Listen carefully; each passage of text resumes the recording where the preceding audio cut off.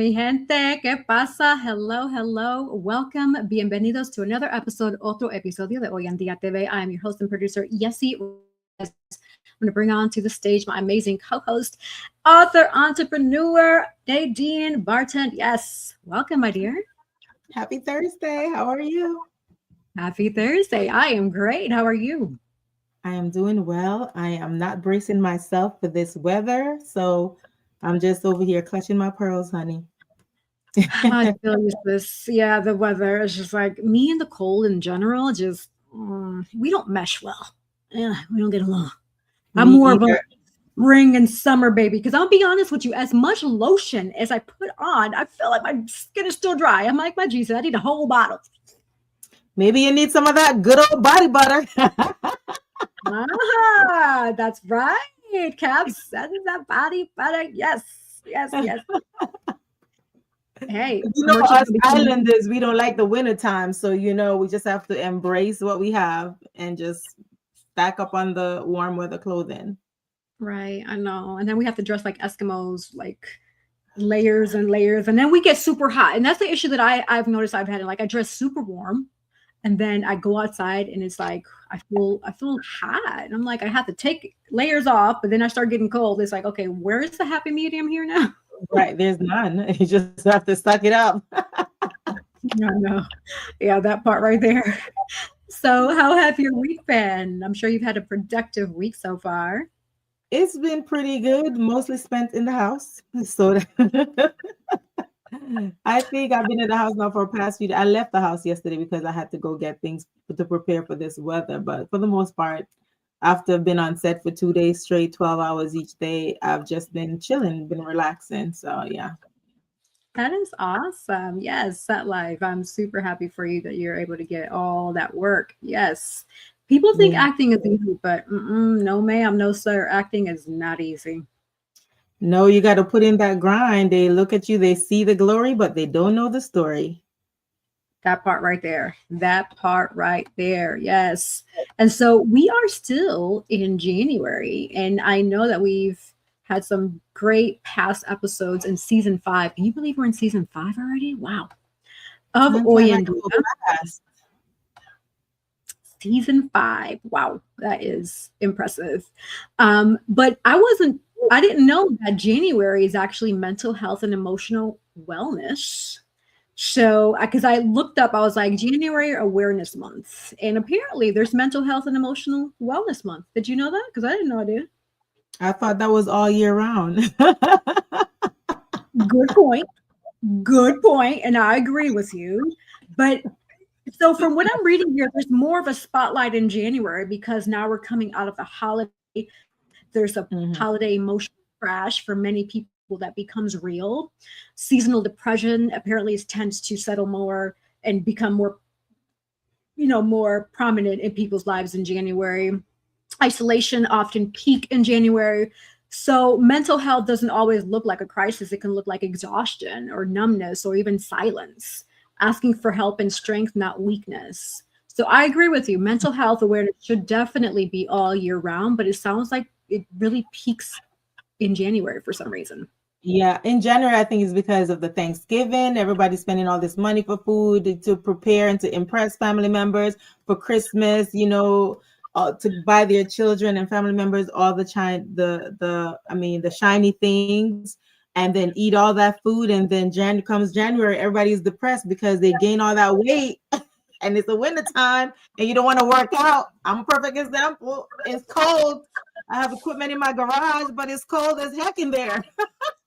Ma'am, it's called a space heater. It's called going on Amazon and getting yourself a space heater. I have one of those. I do have that. Pero espérate, you don't have excuses then. If you have a whole gym in your garage and you have a space heater, ¿cuál es la excusa? Ma'am, why are you reprimanding me?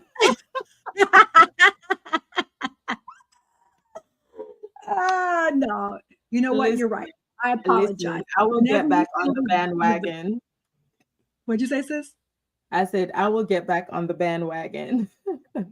You will. And you're right. It's at your own pace and at your own time. I'm not going to force you because I know I get it. You work hard, you work long hours, you get exhausted because I feel like that often too. There's a lot going on, and it's like, whew, where do you find the energy? So I get it. I get it. And I was just like everybody's, version of what working out and looking a certain way is different. So yeah. But once that throttle hit and I start, you can't stop me because I'll go straight workout every day if I have to.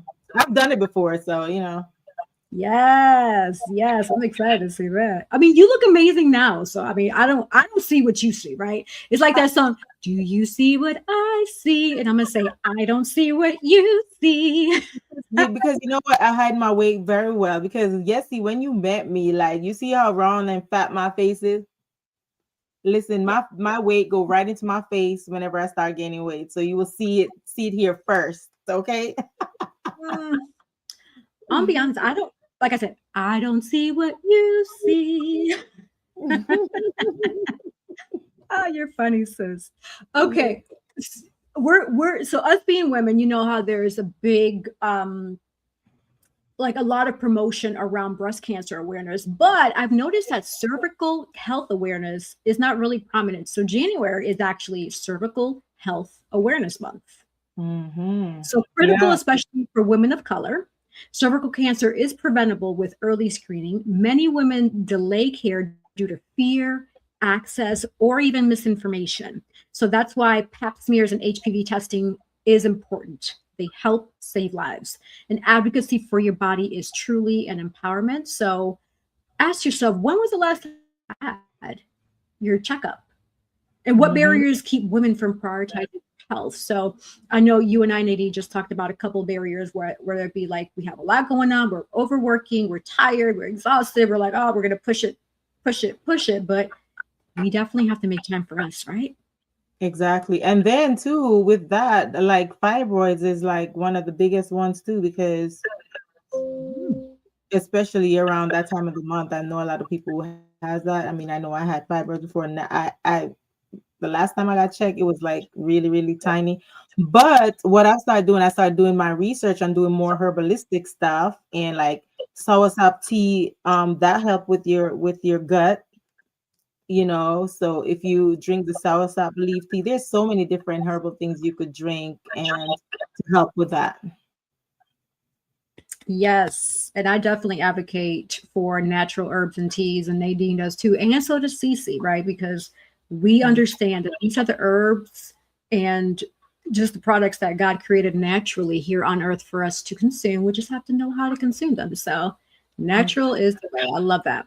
Right. I remember this. I saw this video on Instagram, and I believe the guy was Jamaican too, and he's cured from cancer. And the thing that he said he took was baking soda, soursop leaves, and there was another ingredient. And he said he had cancer, and he beat it with drinking that every single day. That's impressive. That is impressive.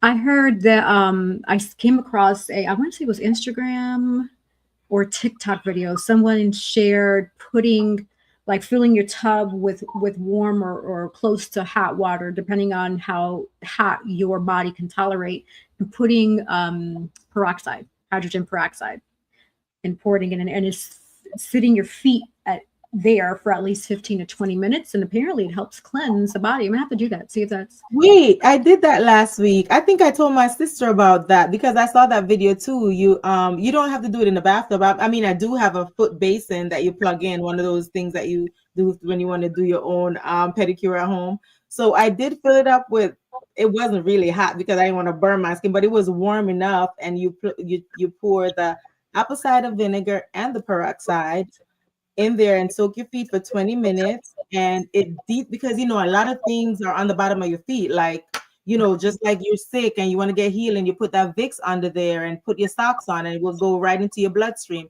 So that apple cider vinegar and the peroxide, it detoxes your body, and it would like take those toxins and that metal out of your body. So I've done it, and I guess it's good to do it like once or twice a month or whatever the case is. I'm definitely going to do it again because I felt better afterwards.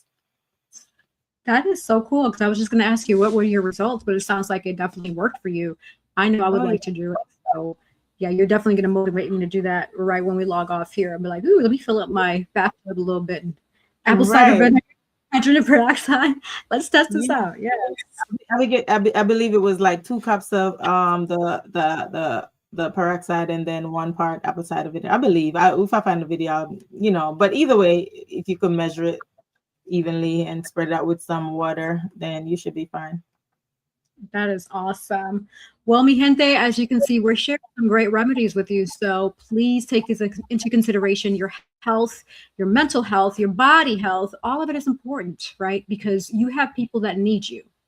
Regardless of how you feel, I get it. Sometimes it can get tough, but it's mind over matter, and you got this. Lo puedes hacer, lo puedes lograr. So keep pushing. I know it's not easy.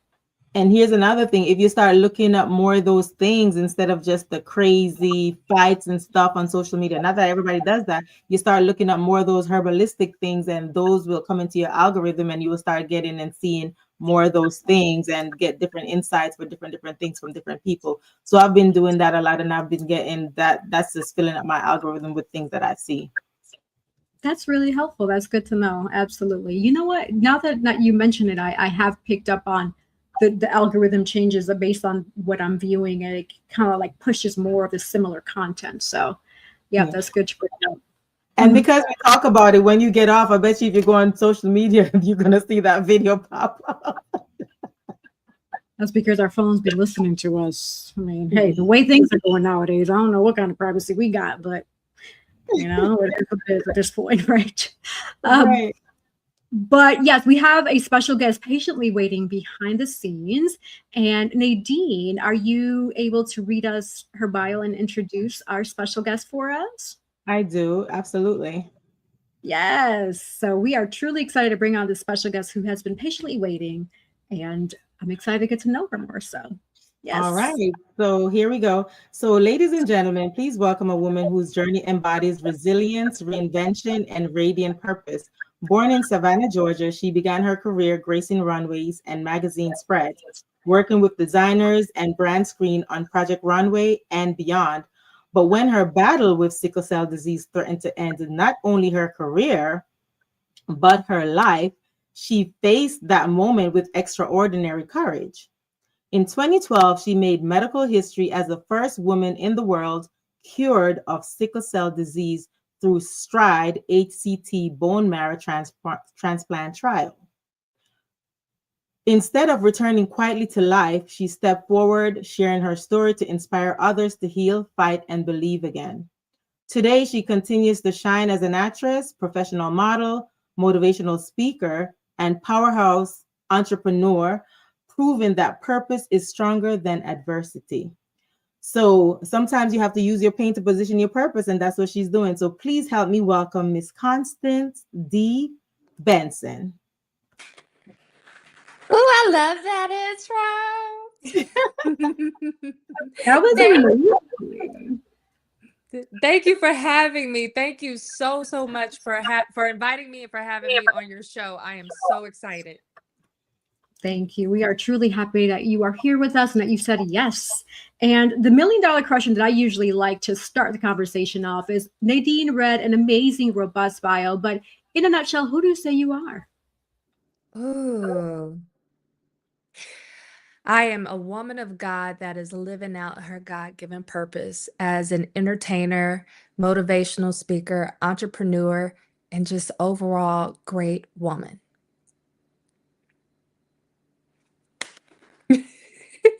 I love that. Yes, yes, yes. Nadine, I usually start with the questions, so I'm going to give you the spotlight so you can start with the questions. Okay, all right, I will. All right, I have a few questions, so let me start. I know you asked her first question. So let me ask you, Constance, when people hear your introduction, I'm sorry, yes, you asked her that. So it says that you were modeling at a high level, working with designers and brands connected to shows like Project Runway, right? Mm-hmm. What was that season of life teaching you about confidence and identity? Ooh. Okay, so if to be completely honest and transparent, when I landed my modeling contract, it was with Wilhelmina and Conshohocken. During that time, believe it or not, I was in college at Georgia State University, And I was having issues with my professors accepting that I had a disability, a disease that you couldn't see. Anybody looking at me, I look like a normal, healthy person. There could never be anything wrong with me, but in reality, I had sickle cell disease. And with sickle cell, you don't look with how bad you are. You don't look as bad as you really are. I was in pain every single day and always taking oxycodones, hydrocodones in order to keep the pain under control and hydrating. So when I landed my modeling contract, what had happened was I had decided to take the semester off. It was in winter time. I decided to take the semester off from Georgia State because my body was changing and I just couldn't consistently be in class. And I had to figure out my new normal in order to go back into class. So it just so happened that on a whim, I saw something online that said submit to a modeling agency. And that was my dream of being a runway model. Tyra Banks, Naomi Campbell, Chanel Iman, all them. I was like, come on, girls, I'm ready to join the crew. Like, I got it. Because I've been modeling since I was 7. And so I decided to submit and I didn't think anything of it. And they reached back out and they were like, hey, come up here to Pennsylvania. We'd love to see you in person and see if you'd be a good fit for our modeling agency. And it, it was I traveled up there. It was on them blackout dates. Like it was those blackout dates. So I ended up having to catch a Greyhound bus up there, and I think it ended up being like a big snowstorm, and that was a whole nother experience in and of itself. I have mad respect, like I had its whole experience. But anyway, I went up there. They loved me, and they signed me on the spot, gave me the contract. And so I would travel from Kennesaw, Georgia, which is where I lived, up to Woolwich Township, New Jersey, which is where my grandmother stays. And I would stay with her, then drive over to Conshohocken or somewhere in Pennsylvania to model, then come back to my grandma's, then get healthy enough to go straight to I would go straight to the ER or I would go straight to my doctor's office because every time whenever I left and I came back, I was sick. So in this particular point in time in my life, it this even though it was really the most painful time in my life because my disease just changed and I was constantly in pain. I had the fentanyl patches. I was up to 150 micrograms, and fentanyl is powerful. I was taking oxycodones, then Dilaudid. One tablet of Dilaudid is like 8 of morphine.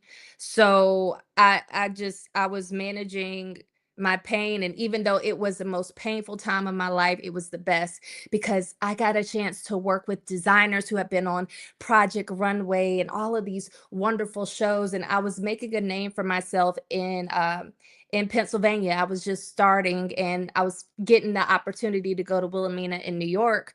But what actually happened was I had just came back from New Jersey, from Pennsylvania, and I was in the hospital. I had been hospitalized because I was having a full-blown sickle cell crisis, which is what we call our pain crises. I was having a full-blown sickle cell crisis, and they had just gotten the pain under control. And I had a PCA, which is when you can do the patient-administered medication of Dilaudid. And I finally got it under control after about a day and a half. And I was in bed, and my agent called me, and they said, hey, you have an opportunity to audition for a Wiz Khalifa music video with Wilhelmina in New York. We need you in New York tomorrow. And I was like, okay. But I'm hooked up to all these IVs, pain medications, and everything. And I was like, I turned to my doctor, I said, okay. So I need you to disconnect me because I need to go to New York. And they were like, are you crazy? Are you serious? You can't go. We just got your pain under control. And I was like, nah, this is my calling. This is my purpose. I'm going. And I had them disconnect me against their wishes, and I didn't make it 5 feet past my door. So the bathroom door, I didn't make it 5 feet from that bed. And I ended up calling my agent and telling them that I had sickle cell because I hid that, and I've never been ashamed of it, but I hid it because I didn't want them to have any reason not to hire me, for me not to pursue my dreams. And so I hid it, but I told them, and that was the last conversation I ever had with them. So it was the best time in my life, but it was also a very hard and painful time because it was when I seen my dream kind of crash and burn and my health just spiral. Oh, wow. That is.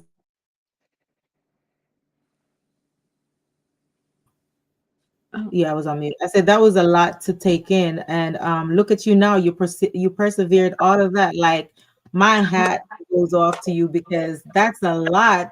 And how old were you when that happened?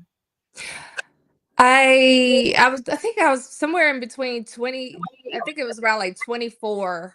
I think I was around 24 because I had my bone marrow transplant when I was 25, and because I spent I spent my 25th birthday in the hospital. Girl, you look 24. Thank you. I won't say my age. I'm not ashamed, but I do age like wine, and I drink a lot of water like Gabrielle Union. We got a little baby fresh. Come on, Holly Berry, Gabrielle, all them queens. Get my Korean Right. skincare on. I want to look like a baby when I'm 90. So. Right. Yeah. So with that, I have one more question, then I'm going to turn it over to Yessie. I don't want to take up all the questions. So becoming the first woman in the world cured of sickle cell disease, right, through the Stride-HCT Bone Marrow the transplant trial, that is extraordinary. What did that moment mean spiritually, emotionally, and mentally to you? Oh, that's a really good question. So at the time, I was the first person. Well, I was the first person cured of sickle cell disease under that Stride-HCT bone marrow transplant study. But at the time, I was about the 10th adult cured of the disease in the world. But they have been curing children with sickle cell disease for decades. And the thing about it was, I was the first person, and I had nobody to talk to.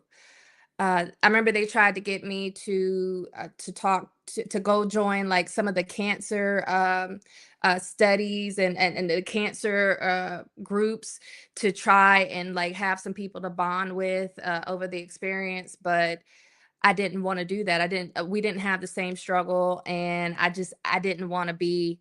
Or I didn't want to hear anybody else's story. I wanted to focus on me and my goal and what I had going on. So it was very. The entire process was very. It was very trying, and it developed a strength in me that I did not know that I had, and it really, really helped me with my relationship with God. Because when you're stepping out on faith and you're doing something and you have no idea if it's even going to work, I'm the guinea pig. We don't, this is all a test. It could work or it could not work. So what it did for me was it helped me get into my zone and develop laser focus. And I saw who my real friends were, who my real family members were. The people when you're down and you can't do anything for yourself and you look up and you see the people that come to you that want to be next to you and support you, encourage you, you have a different outlook on things, and you appreciate those relationships a lot more because there were people who I thought that would be there that weren't. So it taught me a strength. It gave me a strength that I never had, and it really strengthened my relationship with my family, with my little sister, who was my donor. She was 100% match, 10 out of 10 on the genetic markers. It was nothing but God, how everything aligned and worked.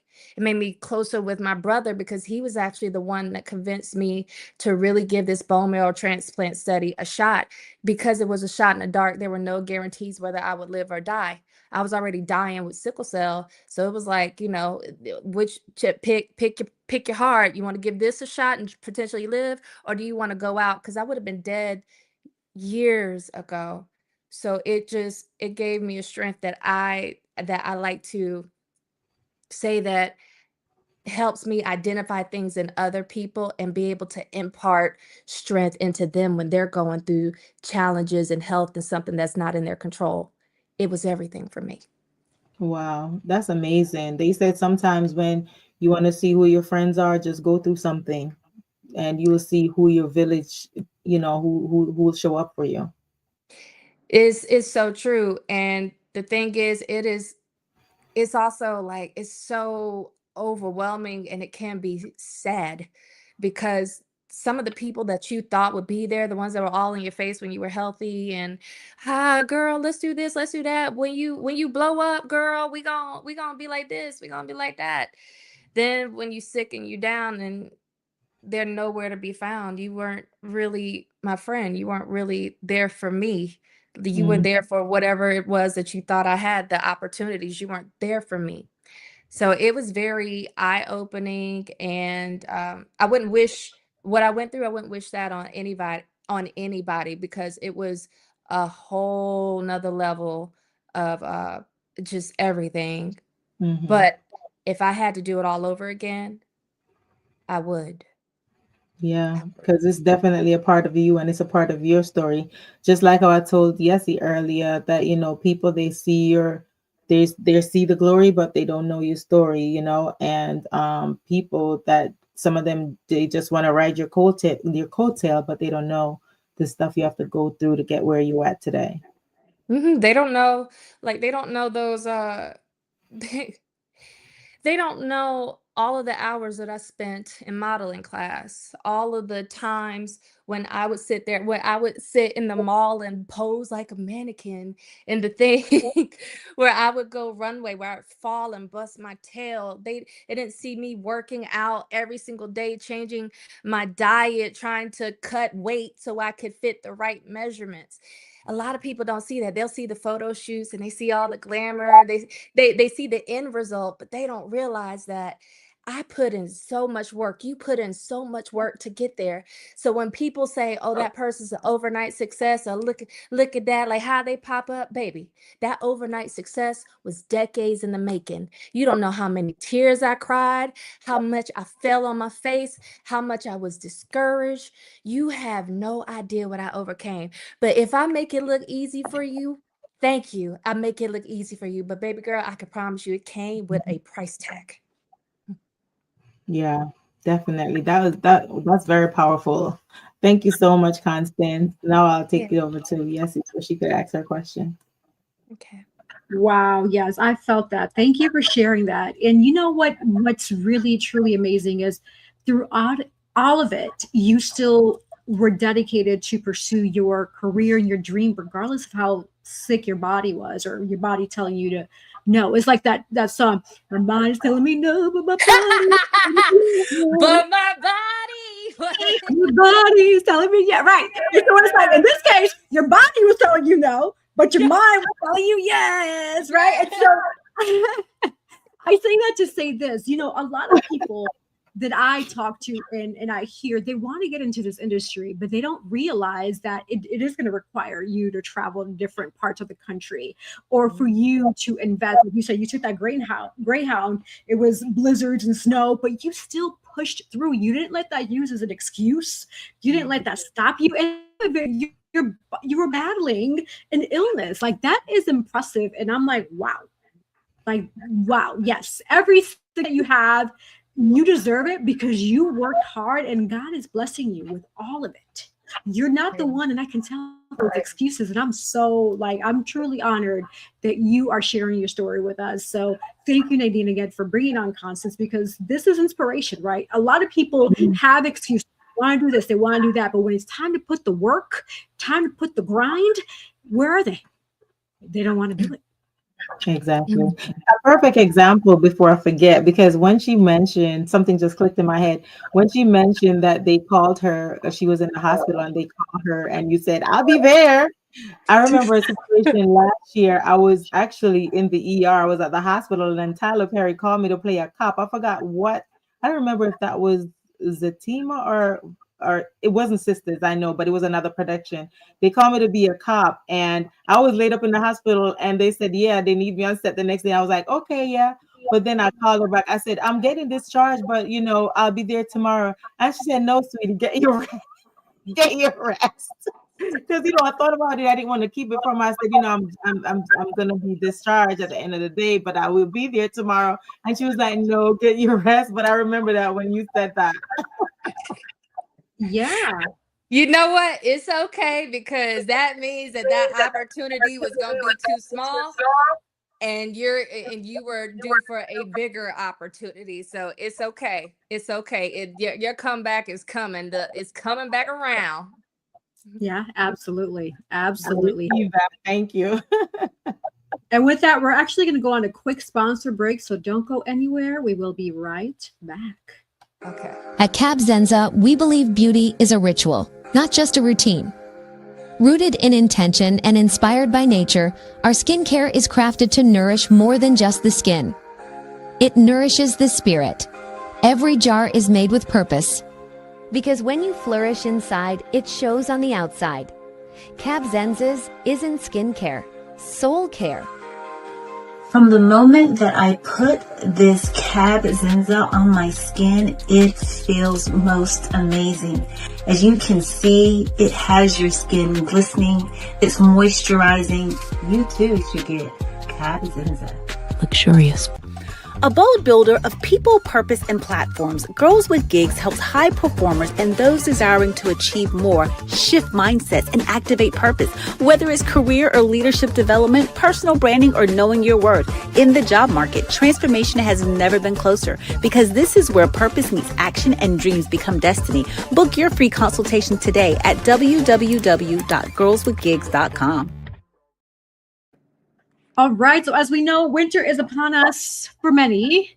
I don't know across the world, but for many. So don't walk around with dry, ashy, white skin, right? Mm-hmm. Instead, hydrate with Cab Zenza. So order yours today, Cab Zenza. Your body is going to love you even more when you hydrate and nourish that skin. Yes, I love it. So I know you'll love it too. Also, purpose. We are talking about today with our special guest and her purpose, but you got to find your purpose if you haven't already done so. So book your free consultation, Girls with Gigs. And hey, I trust that my sis is going to help you get in line and find that purpose. So shout out to Dr. Cece Baker, who is not here with us today, but she's here to help you. So yes. All right, let's continue on to our juicy conversation with our special guest.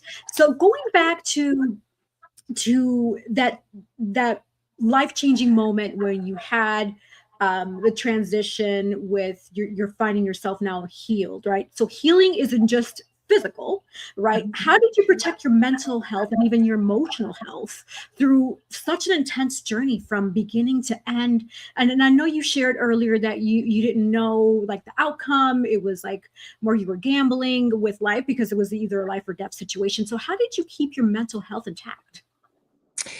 The way that I kept my mental health intact was with my family. My mother, my father, my sister, my brother, they really held me up and held me together. They protected me, they encouraged me because when you're on chemo, you have chemo, your hormones change, you are not yourself, your normal self. Sometimes it can bring out a very, very ugly side of you. But it's like you're at the bottom of the barrel, you are fighting for your life and things just don't matter as much and you're in a different headspace. So my family, they really, really grounded me. I love my grandmother, my grandma Mary. She came and she visited me in the hospital. My aunt Barbara, she came. Miss Cynthia, Tariq, I remember the people that came to the hospital that came and saw me, and it just you they really it's really about your support system because they help you because you have to go in having a positive mindset. You can't go in there thinking, oh, this can't work, or there's a potential that I could die. There's this, believe it or not, I held out to the very, very last second where they made me sign, what is it when power of attorney, a medical power of attorney. I waited to the very last second when they were about to put me under for anesthesia and they did what is it, a pick line. I have a pick line, right? This little thing right here. Sorry, I'm not showing any chest, but it's a little scar right there where they inserted a pick line in me in order to be able to put the chemo. You have got to strengthen your mind and have nothing but positivity around you. You have to cut off anything and anybody that is negative because you are in a life or death situation and you cannot afford to have doubt and to think that this might not work. Your brain's already going to give you that. Your doctor's already going to tell you the negative, the potential negative impacts because they want to set expectations and everything. You have got to be focused. So, after the transplant, that was a rough time because when you have the transplant, they tell you that you have 2 to 5 years worth of growth that your counterparts have, same age. You have 2 to 5 years of growth that you're going to condense down into 1 year. You went from living your entire life with a disease and basically dying. Now it's like, oh no, actually you got a second chance. You're actually healthy now. Everything is okay. You got to relearn everything that used to be an issue for you. That's not an issue for you anymore. On top of that, now you got to get back adjusted and start living life. Whereas before, I never thought I would. I knew I was gonna die young, like before, but now no, it's like actually my like I would outlive my parents. It's completely different. And that was morbid, but it's completely different. And I had to do whereas my counterparts were out there getting jobs, their first jobs, apartments and dating and maybe getting their a couple of degrees.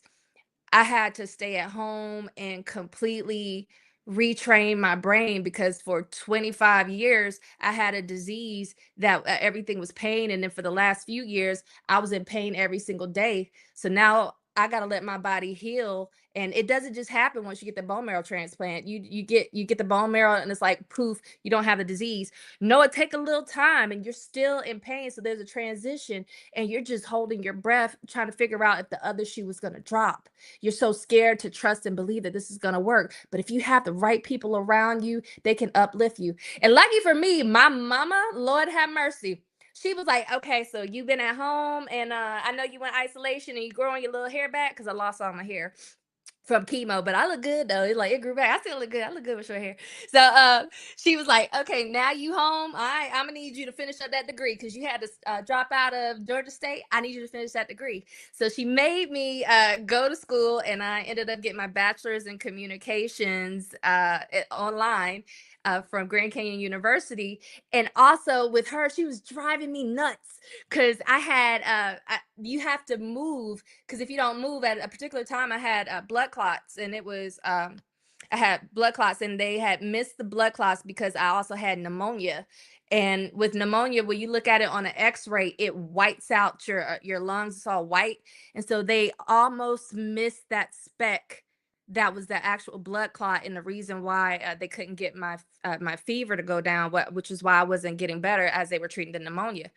But anyway, so you have to move. You can't just sit. But at the same time, I couldn't be around people because I didn't have a very strong immune system. So I ended up I ended up sitting in my house reading the book and just being at home and going to school. And my mom just kept adding. She was getting on my nerves. I love my mama to death. She was getting on my nerves. She's like, you need to move. You need to get up. You need to get up from that beanbag chair. You need to get up from that bed. So guess what I did? I took an acting class. And that's when my entire world shifted and my dream changed. I went from wanting to be a supermodel to now it's like I want to be an actor. And I still want to do both because I love a good camera and I love posing. But now but now it evolved. And that's the thing.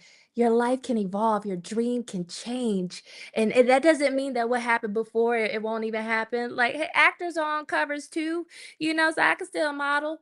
But I love being in front of the camera and acting and just helping people escape because that was the one thing that always kept me. The way that I could not focus on my pain and completely forget it was I would just be I would watch. I had a Disney collection. I would watch Disney movies, and for that 2.5 hours I didn't remember my pain. I didn't feel it. I was transported into a whole other world. So I Mm. love being able to jump in there and do that, be the different characters and give people different outcomes, different looks, and just entertain them. So yeah. That's why you're so funny, Constance, because when I met you, just I was drawn to your essence and your bubbly personality. Oh, thank you. Yeah, depending on look, I have a 5-hour energy almost. I mean, I have an energy drink almost every day because you sponsor us and we can name drop you. But I, but I have an energy shot every day. So sometimes I feel like I'm that Energizer bunny when I see people and they're like, Jesus, does she have an off switch? So thank you.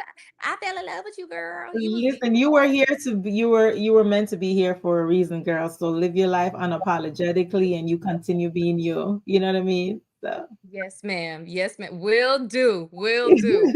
Well, I absolutely. echo these words. You are amazing. I love your personality. And whoever is telling you about this whole off switch, like maybe it's time for you to be like, okay, bye. Like you're invading my energy now. So bye.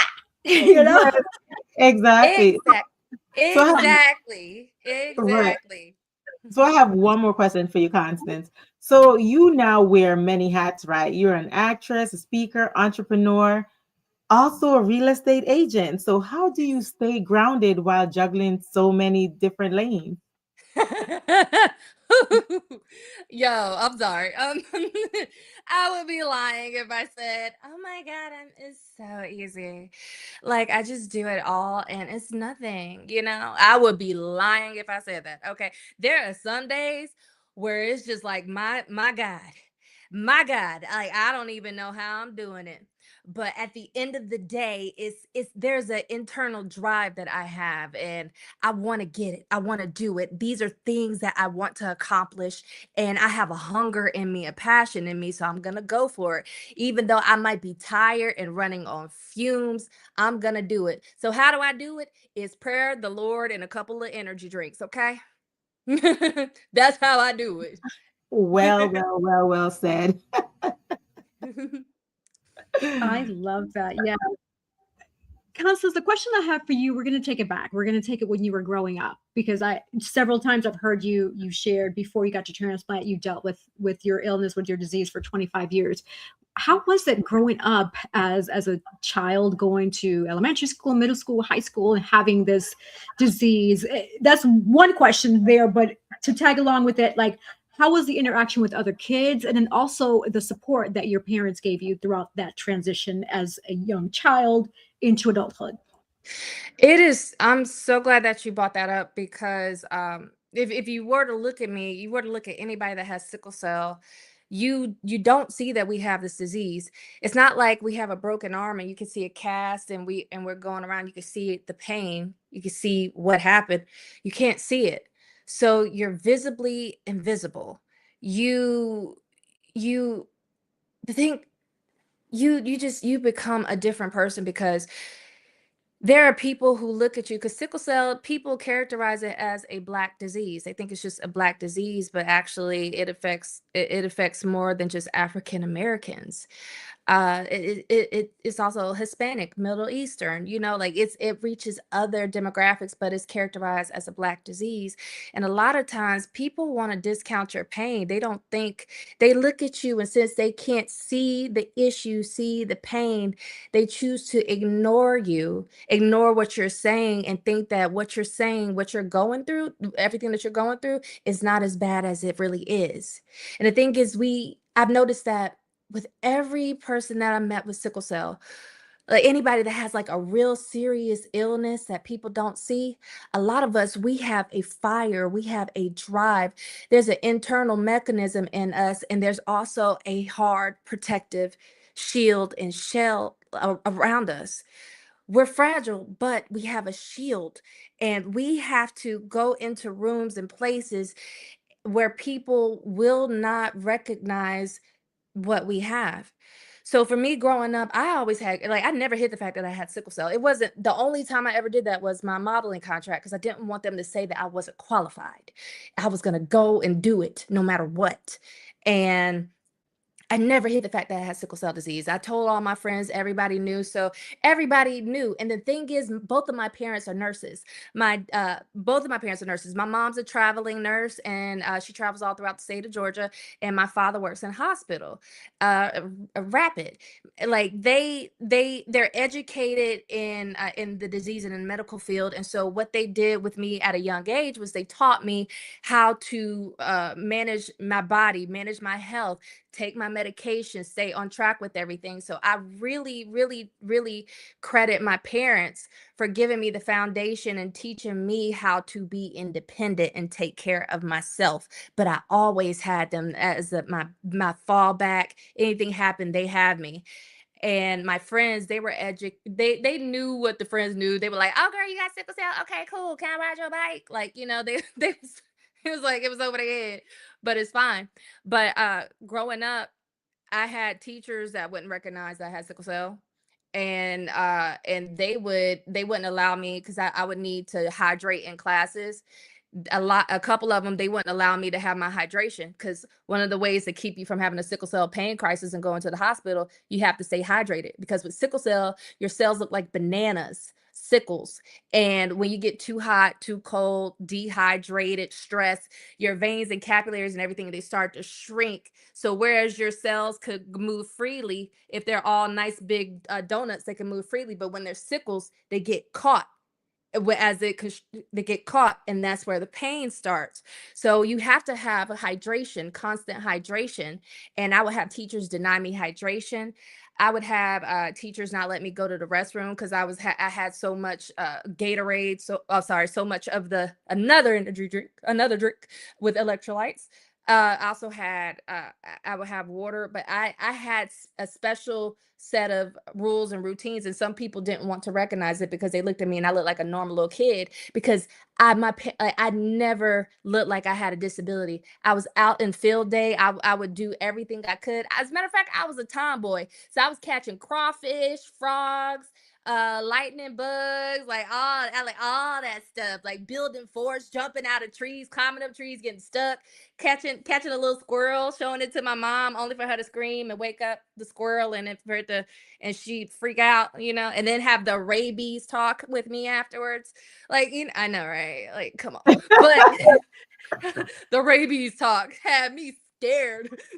It's something about a mama when she tell you something, like, just it'll scar you. But it's crazy. And then when I got to high school, I was bullied in high school by a girl who used to be she was almost like my best friend. Her and a couple other girls, because we all used to hang out in middle school, and come high school, she turned into the worst enemy. So then I started having to deal with not only my disease and managing my symptoms, and I also had to deal with the stress of being mentally and emotionally just attacked. And you're ugly, you think you the ish, you so skinny, you stuff your bra. If I stuffed my bra, it would have been a bigger cup. And I like Dolly Parton can look good like that. I did this frame, it didn't look right. It don't look right like that. But I had all this, and then in my senior year, they started, like, they set up to physically attack me. And so I was physically ran into from behind by the girl's muscle, like the bully's muscle, the ringleader. She had her running to me from behind. And the thing was, throughout the entire high school year, we had the admin, we told them everything, the principal, we had so many sit downs. It got to the point where they were like, "Oh, we can't do a group of girls, but how about we just follow you around and just protect you?" And then in my freshman year, it went from being I'm protected, then it's like I'm a prisoner by my senior year. So it was, I went through hell. I'm sorry, but I went through hell, but I came out on the other side, and it really it hits your confidence, and you're not thinking that you're pretty. And And like you have to build yourself up so much more, but thank God I made it on the other side. It's like, yes, I'm pretty, I'm good, beautiful inside and out, and there's nothing wrong. There's so much beauty out here, and every girl should be celebrated for who she is. You shouldn't attack another person. But I had to go through a lot, and I defended myself in my senior year. And let's be honest, I fought her and I won. So I don't like a bully. I fought her and I won. The ringleader, not the muscle. And it all that stuff shut down. Go for the head. If you ever gone for somebody, go for the head. All right. But anyway. Kids are so cruel. Oh my God. I'm sorry you had to go through that. I mean, I was bullying in high school too, but they know not to mess with me. Yeah, oh yeah. Like my nickname was Layla Ali. There was a coach that said, I ain't never seen nobody get their butt whipped like that. Talk about the other little girl. So let's just say I had a reputation like thou shalt not try me. Okay. Like You kind of favor Layla Ali too. hey, look, ding ding. Okay, it's not, but yeah, that was 4 years in the making. Yeah, but it was like the hardest part was that it was the adults that just they knew everything and they wouldn't do anything. They wouldn't protect me, and they made it to where it's like not only am I a victim here, but I'm a victim dealing with the administration, and now at this point they're denying that these things happen because it's 4 years. So now it becomes physical. Now it's a denial. Oh, we need to protect ourselves. So it was definitely a journey. But at the end of the day, with everything that I have gone through, I would do it over again. I wouldn't change anything because it gave me a strength to be able to talk to somebody who's being bullied, talk to somebody who feels like they're not pretty on the inside, who have people attacking them, talk to somebody who's in pain, who's trying to pursue their dreams on so many different levels. I could talk to people on different things and relate. And the thing is, your pain has a purpose. If you've never been through anything, nobody wants to hear you tell them how to get to the other side. You don't have any credit. You don't have a history. You don't have a track record. But when you go through something and you make it on the other side, now I have a testimony. That test became my testimony. Now I can tell you this is how I went through. It might not help you, but maybe this little tidbit of wisdom will help get you through something else. Learn something from me. Wow, that's amazing. Like that's my favorite thing to say. Like, sometimes you have to use your pain to position your purpose, honey, because look at you now. I wonder what some of those girls are saying. Look at you now. And I have one more question into that, because it also said that as being an actor, right, as acting taking on a deeper meaning for you. Yeah, it says as acting taking on a deeper meaning for you now that you've lived through real life trauma and triumph. And with that, I've watched you recently on a Tyler Perry series where you play the tall, beautiful basketball player, your speaking role. How was that experience for you? Oh my God. It was phenomenal. It was 13 years in the making because I started acting right after my bone marrow transplant when I had enough of an immune system to be able to go out, and I started 13 years ago. So it was 13 years in the making. I had auditioned for him for years, trying to get something, and it's like everything shifted.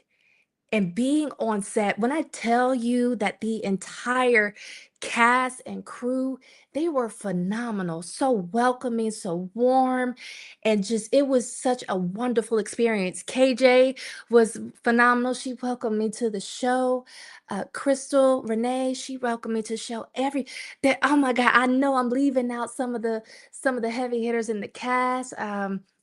What's his name? DeVille. Like he was awesome. Everybody was phenomenal. But it let me know that this is where I am supposed to be. I am in my purpose. This is where I'm at. And it gave me a different feeling like, okay, this is what everything that I have gone through, everything that I have been through, it was for a reason. And I love telling stories and being able to use myself as a vessel to tell wonderful stories with a team and collaborate. So being able to join an ensemble, join a cast, because I played Terica in season 8, episode 18, a professional basketball player, being able to get on that set and be with the cast and tell this wonderful story that helps people people just entertain them. It was phenomenal. And it made me realize this is my purpose. This is my purpose in life. This is what I'm supposed to be doing. And it just gave me a different feeling. It's achievable. It's doable. I can make it. So it was nothing but a blessing. And the entire Tyler Perry Studios, from beginning to end, from the guard at the front to like people when I'm leaving, the ladies at the front at the desk in the building, everybody was phenomenal. And I cannot wait to get back and do more work with him, because I can play the role. You just tell me what you want. Like I got all that in there. I can do that. I speak a little bit Spanish, but like not confidently enough to go. So I'm gonna be reaching out to Yessie, be like, "Hola, mommy, can you help me?" But anyway, it's what. Sorry, I'm gonna stop talking. I'm a little nervous. Was that season 8 or season 9? I thought that was recent. Was that 8 or 9? I thought that was season 9. Oh, season, Lord Jesus. Well, no, because they're on 10 right now. Yes, Oh, it's it season was 9. 9. Oh, thank you for correcting me. I meant season 9. Season 9, episode 18. My bad. Yeah, season 9. I love that. Yes. Wow. You have a truly, truly remarkable story. And I'm just keep getting even more and more impressed with you as you speak, as you share just who you are. So I'm really, really grateful that we had this connection here at Hoy En Día TV. And so what I'm going to ask you is more towards a message towards others, because you share a lot of what you went through. And I thank you for being that open, but being transparent, right? So what would you say to someone watching right now, feels like their diagnosis, their circumstance, whether they're being bullied, etc., has stolen their future? What words of encouragement would you share with them? You are here for a reason. You are already a winner. You made it. If you think about it, you made it. You are already a winner. You are here for a reason. Your voice, your story, everything that you go through, it has a purpose. There is somebody out there that needs what strength, what message has been deposited in you.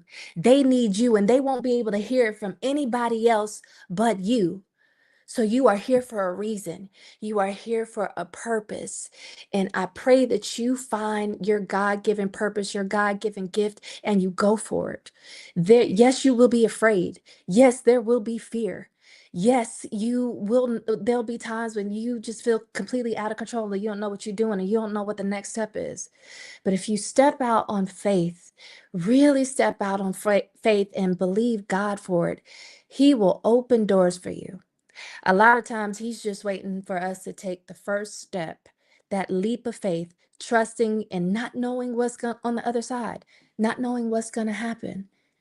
Go for it. Do it. You can do it. Whatever it is that you want to do, that God tell you to do, that thing that keeps you up at night, that thing that tells you, that disturbs your peace. It's like, I got to do this. I got to do this. That's God telling you to do something.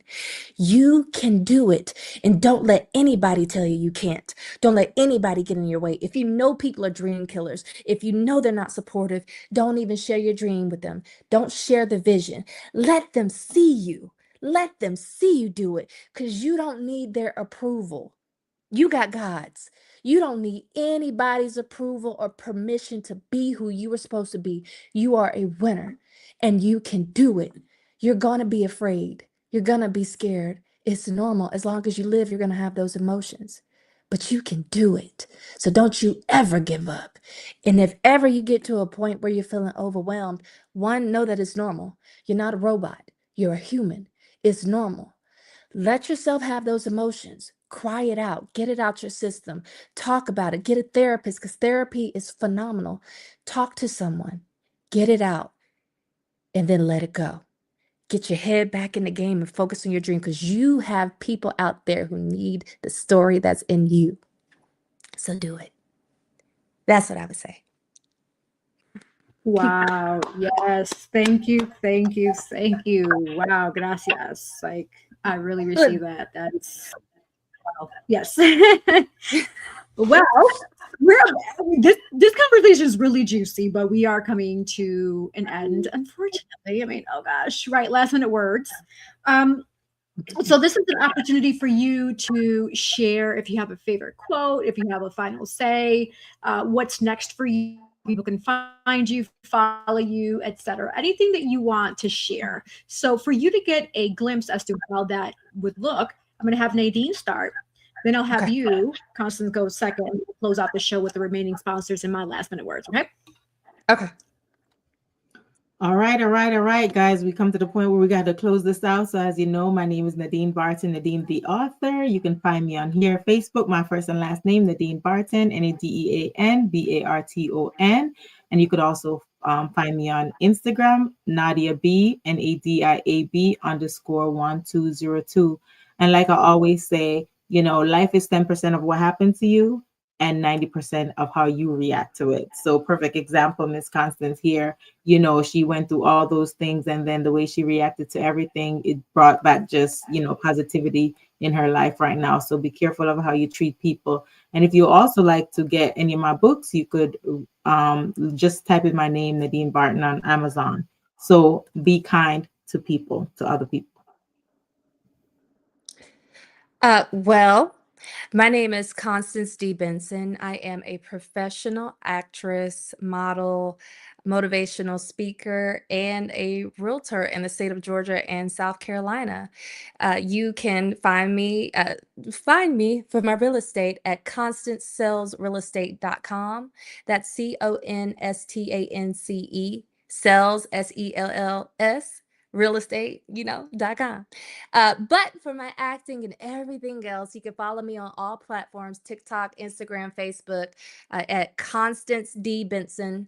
That's CONSTAN, D for Dominique, which is my middle name. So it's a secret. It's a secret. Don't tell nobody. Benson, BENSON. Follow me on all those platforms. And y'all, do me a favor, tell the people over at Tyler Perry Studios, be like, bring her back, just be like, I want her and all them. So if you want to help me out, go ahead, plug and leave them comments, okay? But anyway, I hope y'all have a fantastic, wonderful, wonderful day, and know that you are here for a reason, for a purpose. You are so special. You better let your light shine, because the world has nothing but darkness around it, and it needs light. Your light needs to shine. So please shine, because we need to see you. We need your voice. Wow. Oh, yeah, and my website is, I forgot, and my website is www.constancedbenson.com. Okay, that's it. www.constancedbenson.com. Yes. Okay. Now I got it. Local heat. Yes. All right. Before I say my last minute words, we're going to do a quick sponsor break. So don't go anywhere. We will be right back. Sponsored by Collective Wear. Available at www.yessierodriguez.com/shop and myrod-enterprise.com/shop.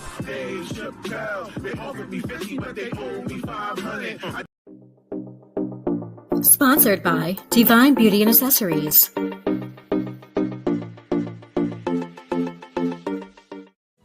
Watch Hoy En Día TV, Thursdays, 7:30 p.m.